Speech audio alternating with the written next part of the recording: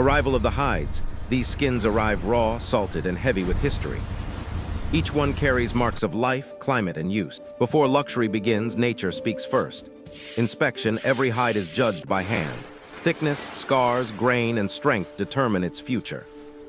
Only the best will continue. Soaking salt is washed away, fibers wake up. The leather begins its return from preservation to possibility.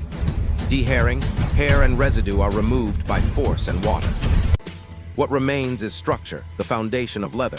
Hand scraping machines cannot feel. Flesh is removed by hand, guided by experience and pressure.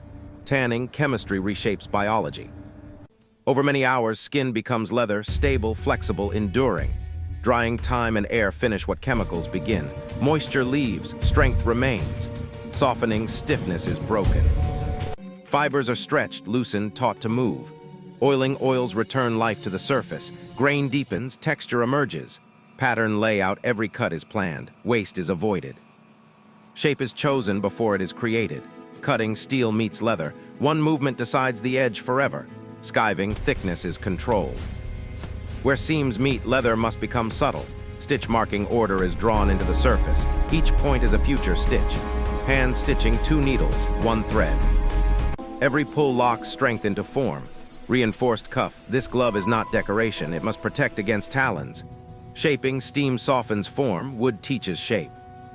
Leather remembers, finishing edges are sealed. Threads disappear, roughness becomes refinement. Inspection, every seam is tested. Every fold is questioned. Falcon test, only real use proves real quality. Studio reveal, what began as skin is now precision. Function shaped by tradition. Final shot, centuries-old craft, still alive, stitched into every glove.